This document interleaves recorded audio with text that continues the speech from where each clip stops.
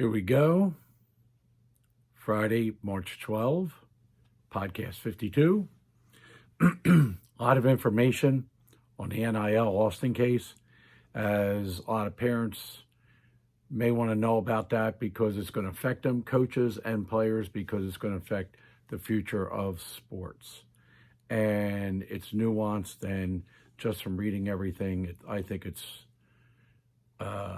half the people aren't getting to the real point, and some of it is hitting home.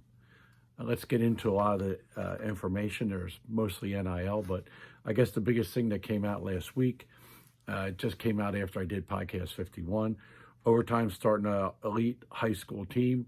We knew about that, but and they didn't want it out there, but they finally put it out there in more detail. Allow 16 to 18-year-olds high school hoop players to go pro. I guess you would call them semi-pro. The program will include 30 ranked players guaranteed $100K a year and bonuses and equity in overtime and cuts of licensed sales.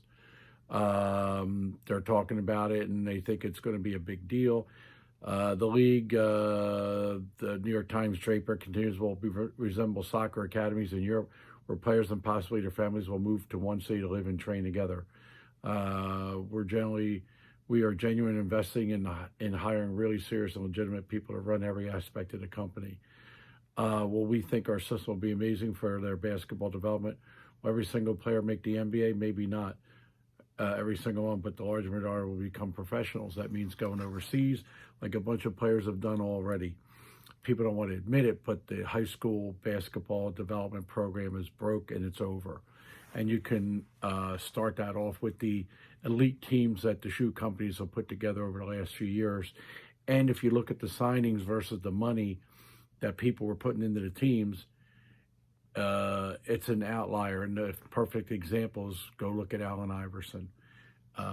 He's basically the poster child for investment and then return ROI on that investment. And what happened? His pro career is over. So if you go back and research it, you'll understand what I'm saying.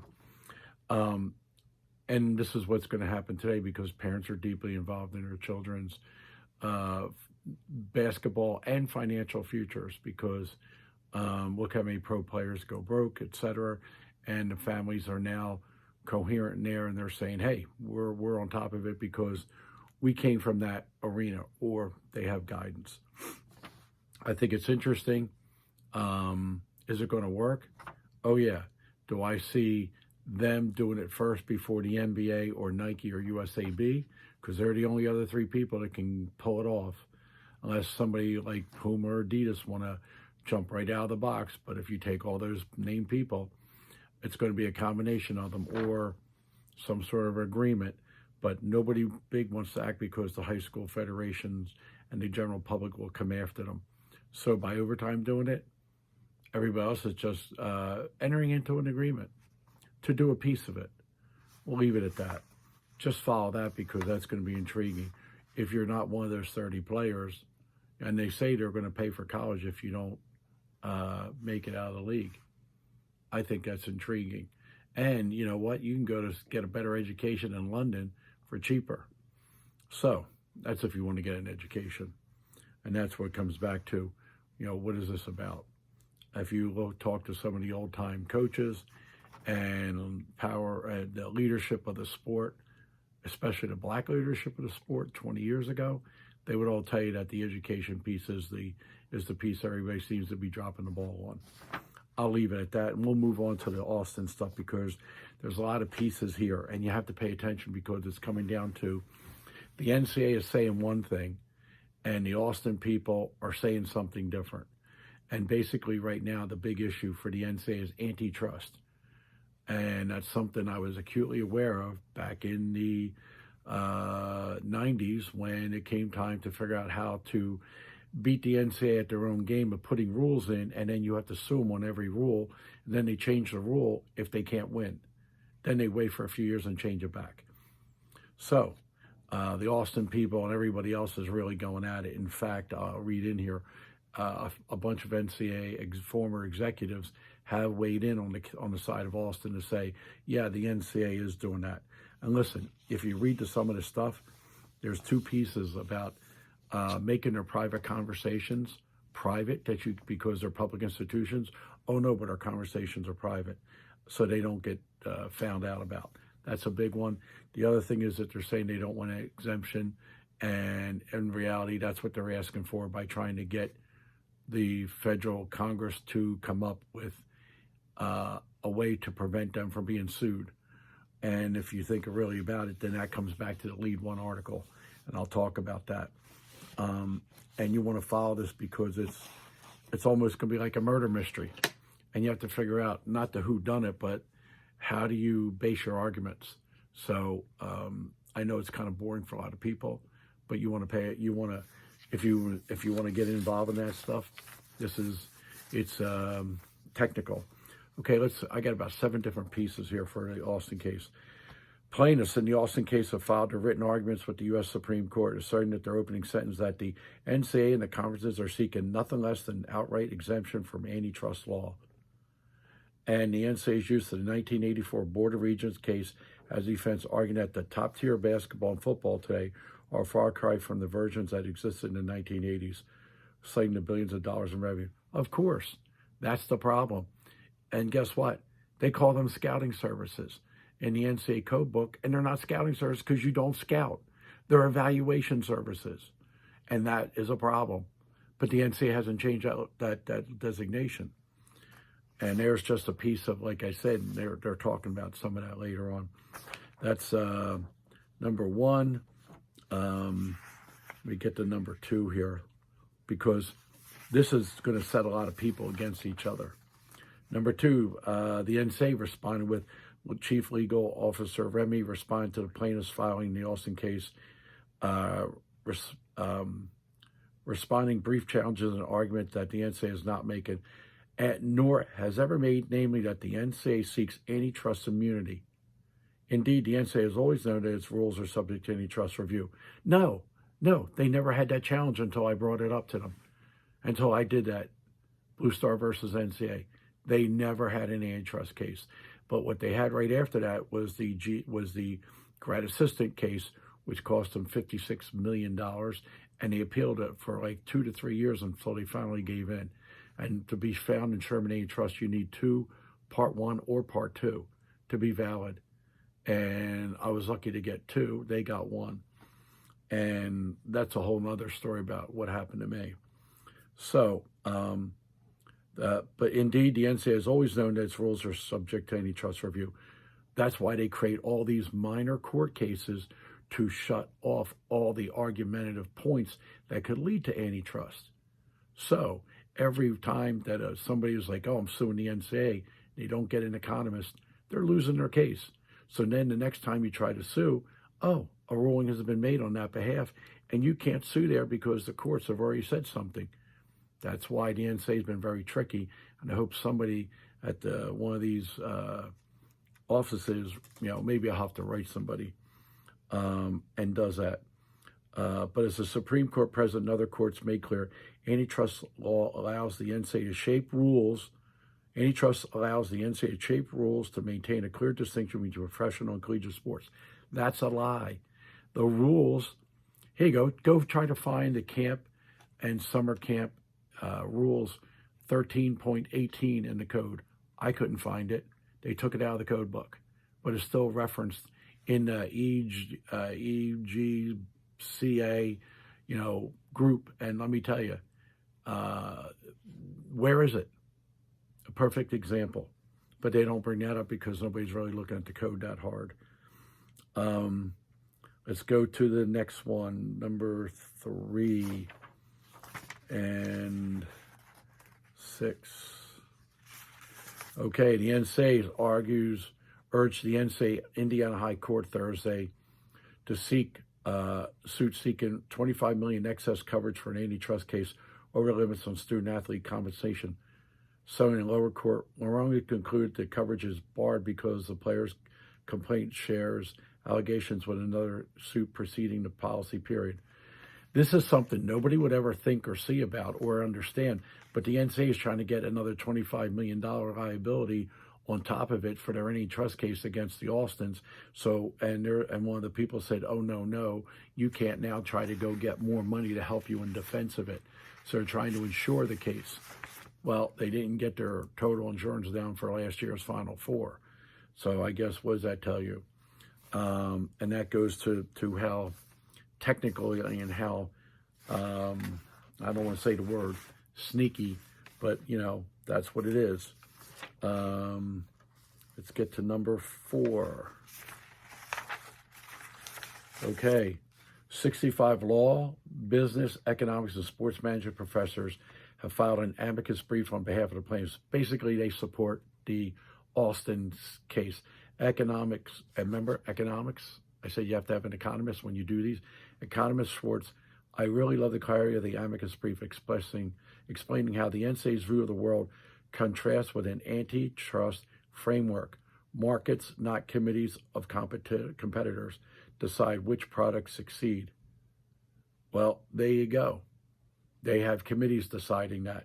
And they also have committees deciding how to shape the rules so you can't fight it. And there's a whole bunch of stuff. It's like really deep. If you want to know, go to sportico.com.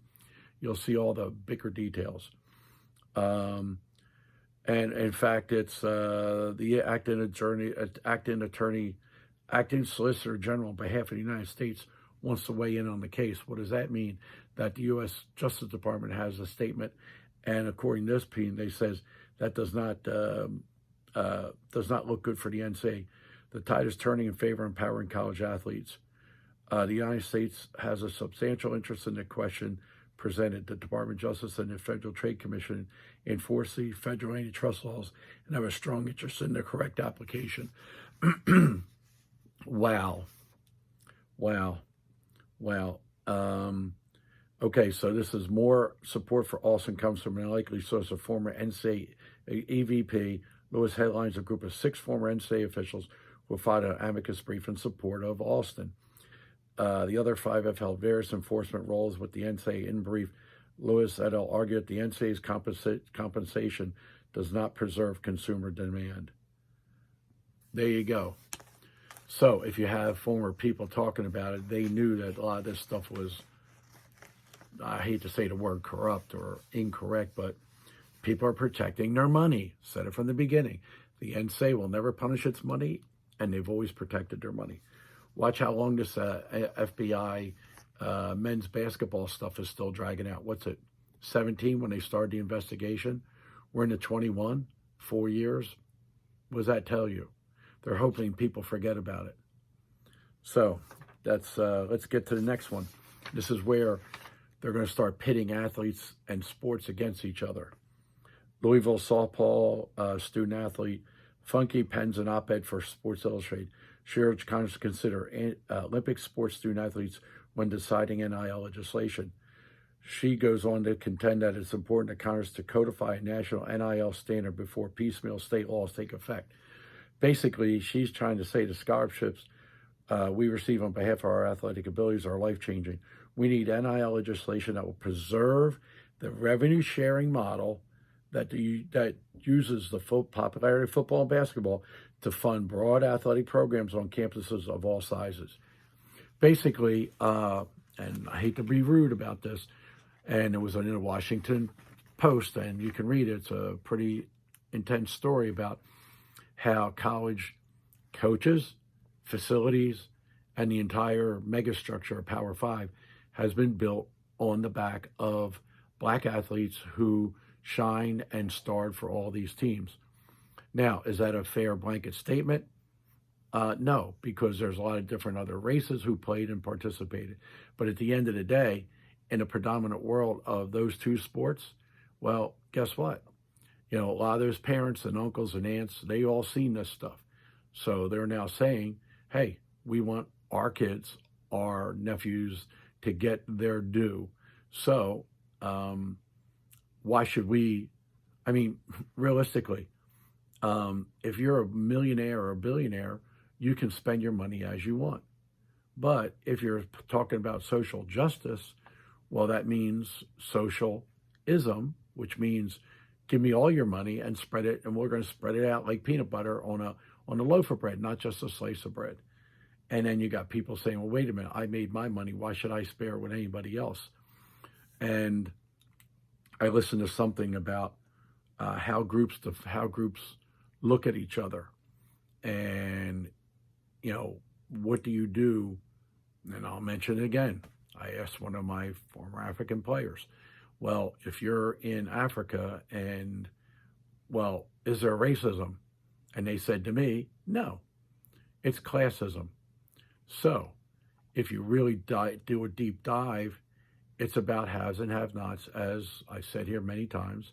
And if you're a have, you're inclusive, because there is a thing about the sociology of how one group views the, the status of another group.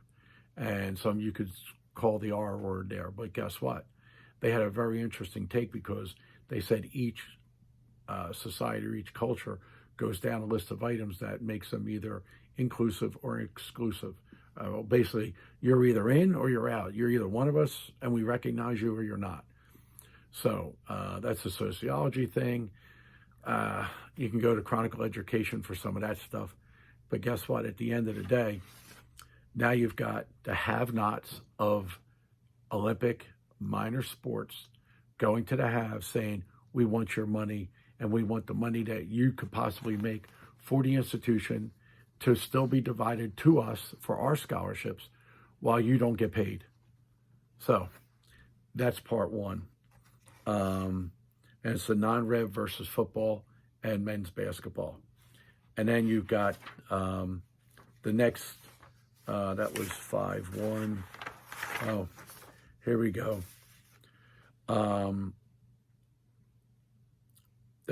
Sports Illustrated's Dellinger notes that while various NIL bills that are being considered have already passed in different states are not without their differences. A common theme has emerged from lawmakers on both sides of the aisle. We are tangentially working with one another because we are fed up with the NCAA's archaic and unjust rules. That's good. We are going to act in the absence of federal leadership. It's enough of us to act. I think Congress will do something. And I want you to remember this group, LEAD 1, LEAD 1, LEAD 1.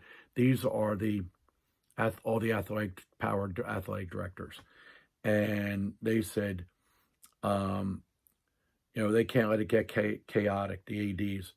For the athletic departments, the lack of direction has left them in a catch-22 as they try to navigate potential disparity in NCAA rules and state laws. I've complained about the NCAA code for a decade, but nobody wanted to have the conversation because everybody's protecting either their jobs or the money that's coming in to take care of those jobs. And I guess you could say it's day of reckoning. And this is where we go to number 6, which is the LEAD 1 again. They had a big survey, 100 FBS, basically top football ADs, on the future of college sports. And this is the one you want to pay attention to. This is big. They went through it and they said, well, we want to figure out if there's two models, and we're going to give you A, we're going to give you B. And A was professional commercial model, student athletes being treated as employees with full NIL rights as well as rights to collectively bargain, workers' compensation, and other employment rights. Under this model, there would also be strong Title IX compliance. No, they slipped that in there to get more acceptance, because if you really believe it, the only Title IX will be when football and basketball pull away. Women's basketball, volleyball, or soccer will go with them to keep the numbers there. They'll take that equal number with them and not spread it to the other male and female sports, because that's why all these ADs, if you go look online, all these athletic directors are quitting their jobs, retiring. I don't need it anymore because this day of reckoning is coming for them, and they don't want the headache or the pushback, because a lot of student athletes have sued different institutions to put back sports. Brown, Dartmouth, William & Mary. There's a whole big thing going on in Stanford. It's going to be a ton of people, and everybody stopped dropping sports because they're waiting for this to drop before they can say, can I or can I? And if NIL goes away, you're going to see a lot of these sports turn to clubs without scholarships, or I guess a Division 3 or Division 2 or 3 look to it.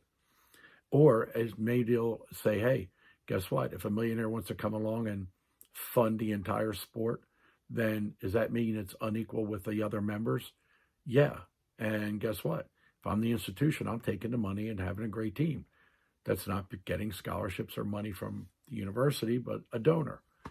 And what's the first rule with a third or fourth paragraph within the NCAA code book? It says to create equality amongst its members. Equality, that means competition. Oh, but only if you have the money to have the competition be equal. This is what the whole Alston case is about, and some of this stuff. And they talk about the higher education professional commercial model, or the higher education model, which means this model would include a greater investment in Olympic and non-revenue sports, like I said, expanding health and safety and scholarship protections. They already got all that. Full NIL rights, they're fighting for that, as well as strong Title IX compliance. Again, that's a joke because they got to take it out because you'll never equal the football and basketball spend in numbers. So if you're going to fight over numbers, is it going to be about the money spent? It's never going to happen. They keep forgetting this. But here's the big one. But no collective bargain or other employment rights. Nearly 96% voted for the higher education model. Clearly, our athletic directors would rather see collegiate sports deprofessionalized rather than fully professionalized.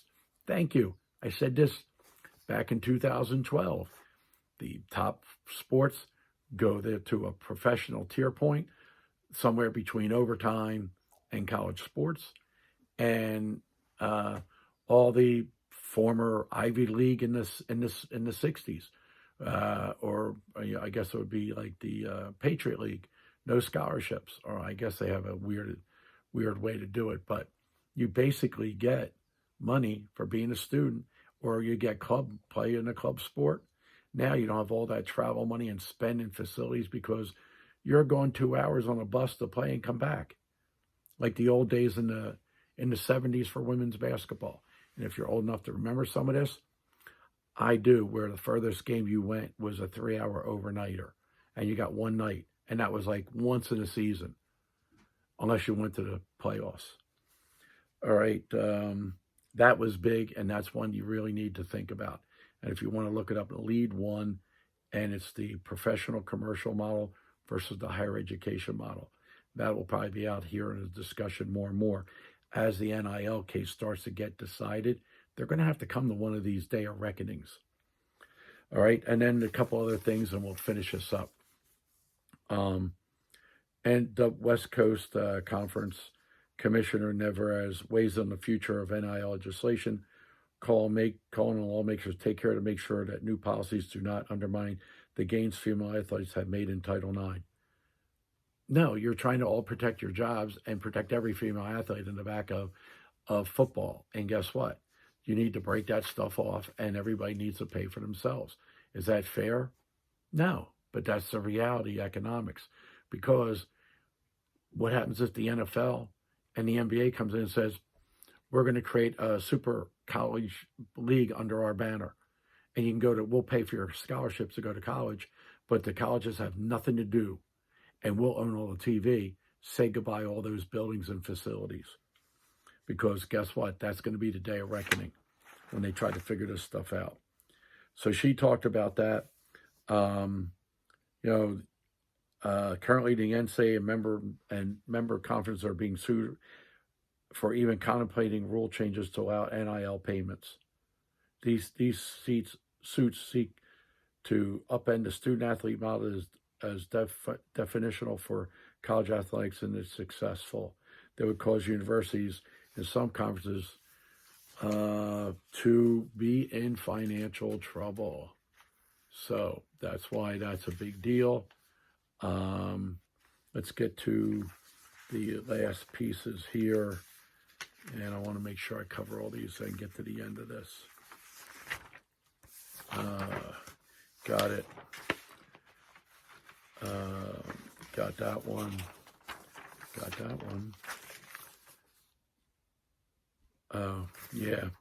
Yeah. She also talked about the one-time transfers. Neverez Navarez, explains that the goal is to find a way to do it without impacting graduation rates and mitigating the effect on roster management.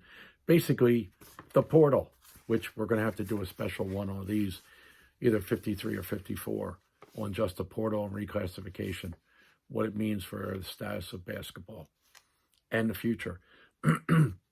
Or the big elephant in the room is poaching and the illegal recruiting, and you don't want to legislate morality, and you don't want to policy down to the lowest common denominator.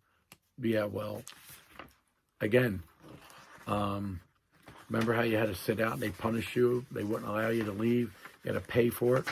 That got me into a fight about hurting a former athlete who went to a legendary school, and she got punished because she wanted to transfer.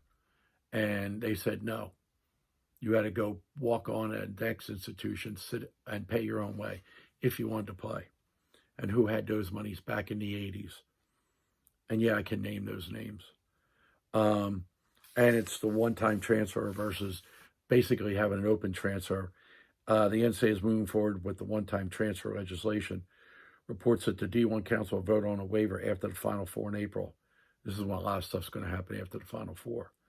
And the waiver for the upcoming year only will at least allow the athletes to transfer be eligible right away without having to worry.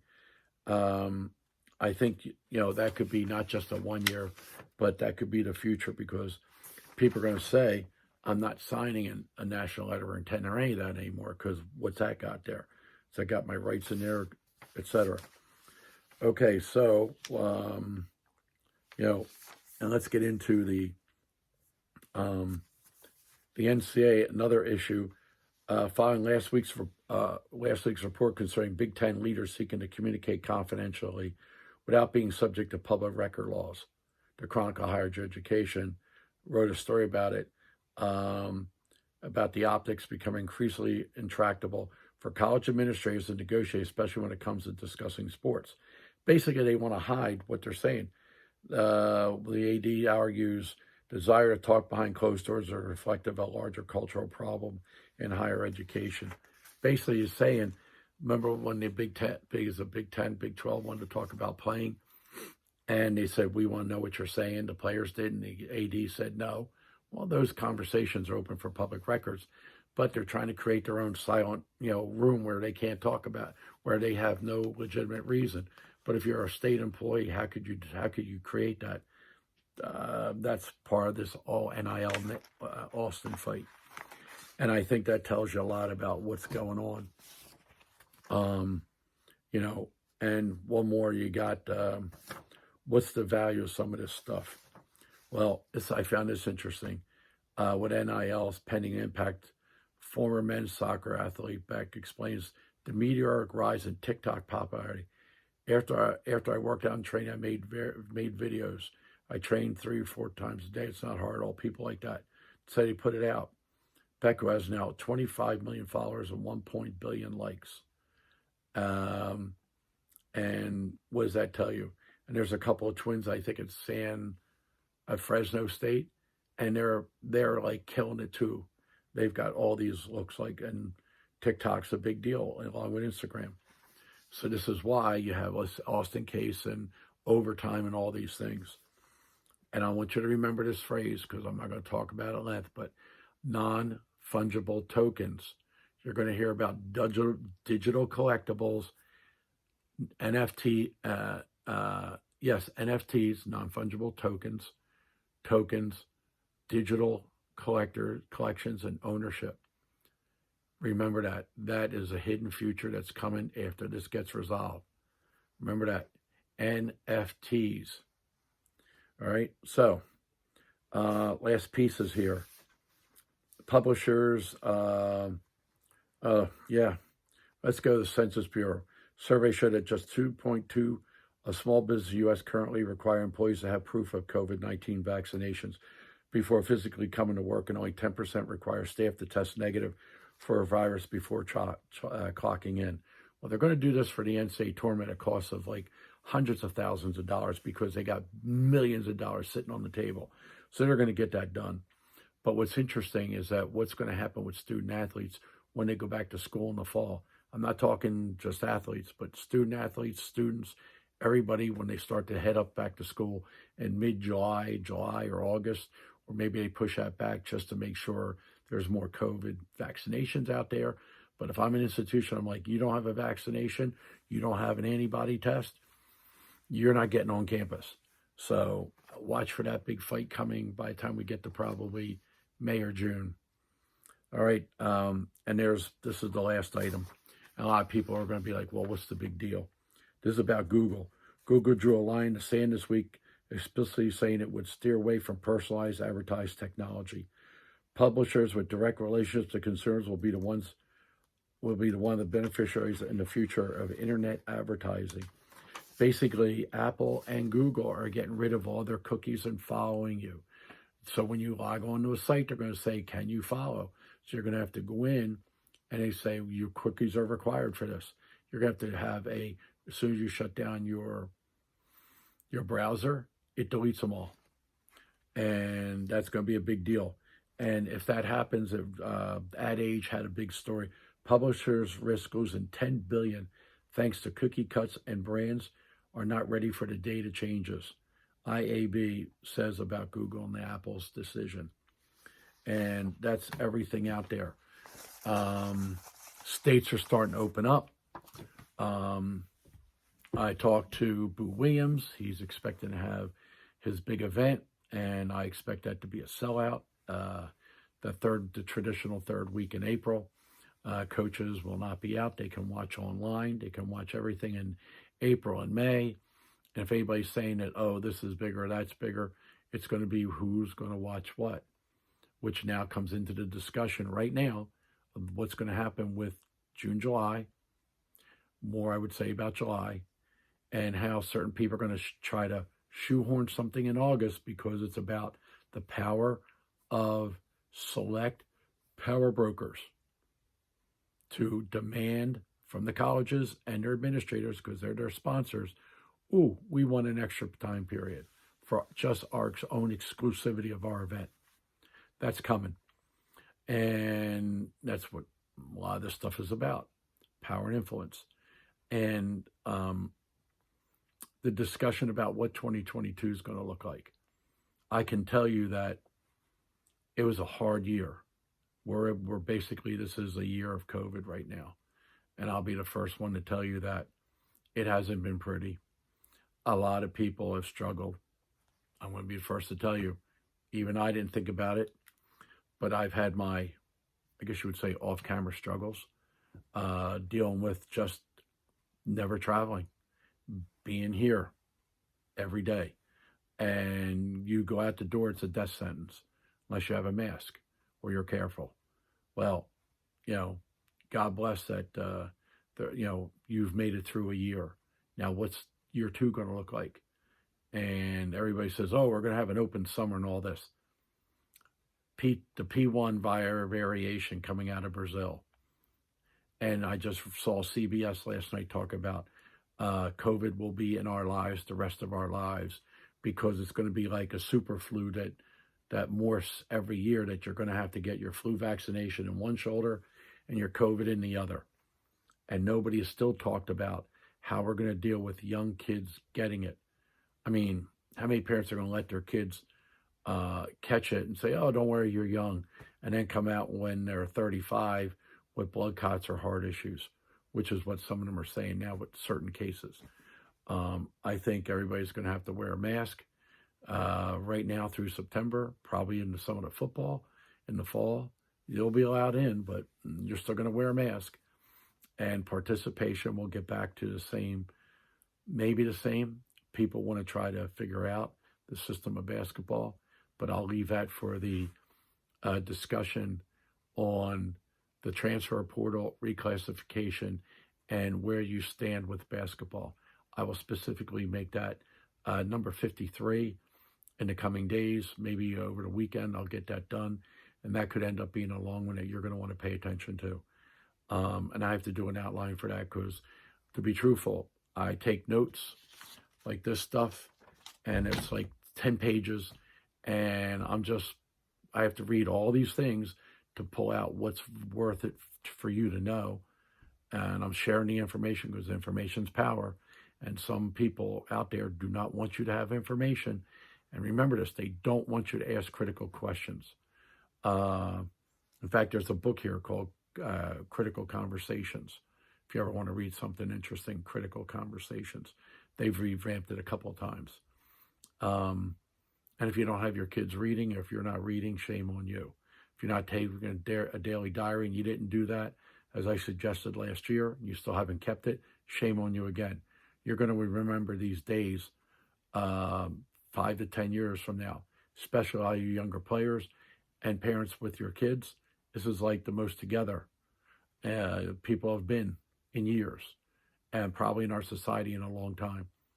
But that's a whole other take on the sociology of just COVID and what it means, because family is at the heart and core of all the issues that come up, from BLM to injustice to social justice, have and have-nots, how we love one another, how we respect one another. All comes down to family. So, that's not preaching. That's just, after a while, you see enough pennies on the floor, you start to count them. Have a good weekend. Hopefully I get 53 up. It's been a little bit longer than normal, but I appreciate everybody who watches or listens to this. And remember, you can subscribe if you want. I don't care. And if you want the bell, that'll tell you when I put these up. Or you can go on Spotify and go on Apple. These are up there faster than I put up the video because of YouTube. So I get these updated. And I finally pulled everything off of Periscope. I had 97 videos on Periscope, or 92, and I got them all off before it shuts down in 2 weeks. So I think they're still going to remain up there, but I don't know how they're going to deal with it. But I got everything off. And I think everything's loaded up to 42, 43. So I have all them. I have to get in line. Thank you, everybody. Again, have a good weekend. Appreciate coming here to get information. And I appreciate the people who does all this work and puts all this effort in for me to read it, so I'm informed just like you are. All right, thank you.